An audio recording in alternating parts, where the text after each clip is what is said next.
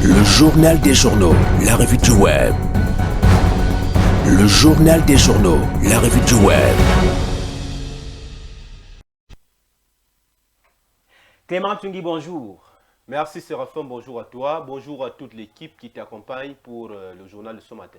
Que nous révèlent les sites web ce matin? Voulons tous ensemble découvrir ce que nous révèlent les sites internet. Nous t'écoutons.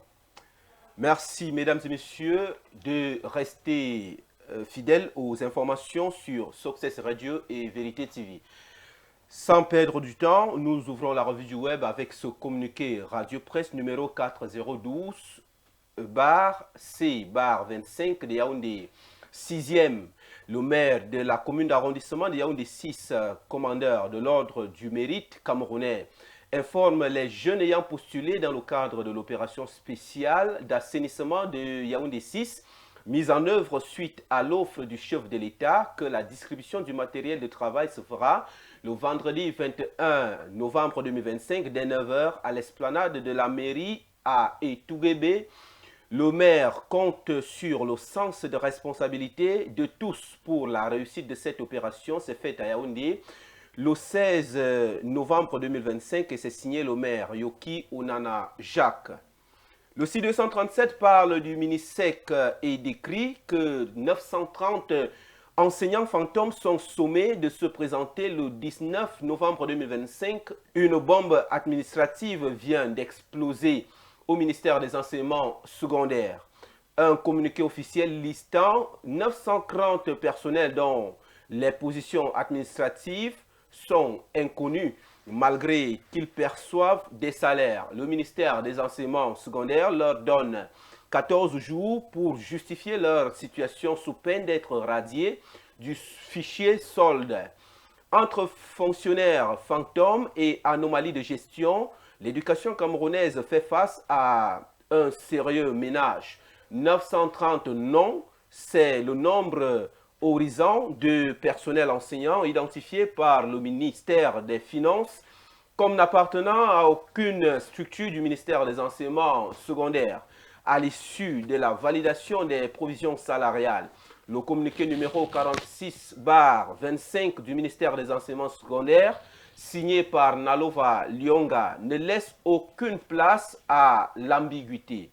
Le site Cameroun Web fait mention d'une bonne nouvelle pour tous les Camerounais. Le port autonome de Douala s'est allié à Innovendi pour accélérer sa transformation en smart port. Il vient d'engager une nouvelle phase de son développement en signant une convention stratégique avec Innovendi Data Technology and Communication Ltd. Cette collaboration officialisée le 17 novembre dernier marque une étape déterminante vers la modernisation complète du port de Douala-Bonabéry. En effet, grâce à ce partenariat, le port bénéficiera d'une infrastructure 4G et 5G évolutive, de solutions LOT, d'un cloud local sécurisé et d'outils de cybersécurité de haut niveau. Ainsi, le port se positionne clairement pour devenir le premier smart port d'Afrique centrale. Nous poursuivons la revue du web de ce matin, mesdames et messieurs, avec le même site de Cameroun Web qui parle d'un militaire camerounais capturé sur le territoire du Nigeria.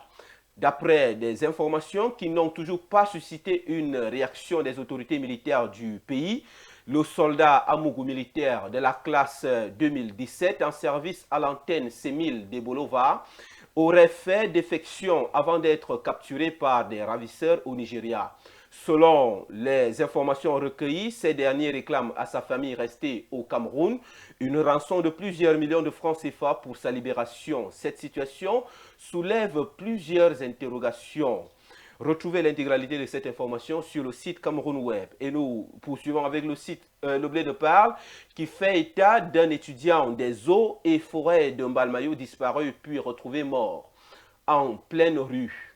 Mbalmayo est plongé dans les mois. La ville chef-lieu du département d'Union Esso a accueilli mardi dernier la nouvelle d'une découverte macabre avec une profonde consternation. Le corps sans vie de l'étudiant Mbang Mbatou Arnaud, plus connu sous le surnom de Apocalypse a été retrouvé dans l'une de ces rues. Cette découverte macabre intervient après plusieurs jours de disparition du jeune homme.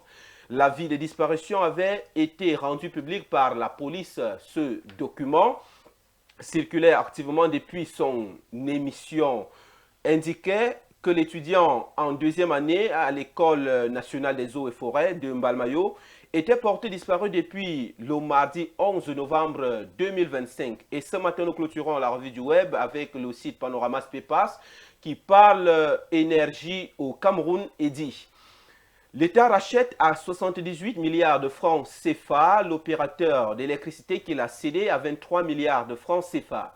L'État du Cameroun a annoncé mercredi la renationalisation de la Société nationale d'électricité, SONEL, qu'il a eu en septembre 2014, cédé à 51% au fonds d'investissement britannique Actis, connu localement sous le patronyme d'Energy of Cameroon, ENEO.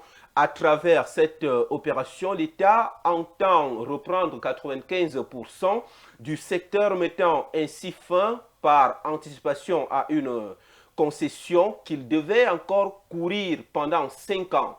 C'est en début 2023 qu'a débuté ce processus, l'État détenant alors 44% des actions et le personnel 5%. C'est tout ce que nous avons prévu, mesdames et messieurs, pour vous servir ce matin en actualité web. Nous nous donnons rendez-vous demain pour le même exercice. Vous restez avec Séraphin pour la suite du journal. Mais surtout, n'oubliez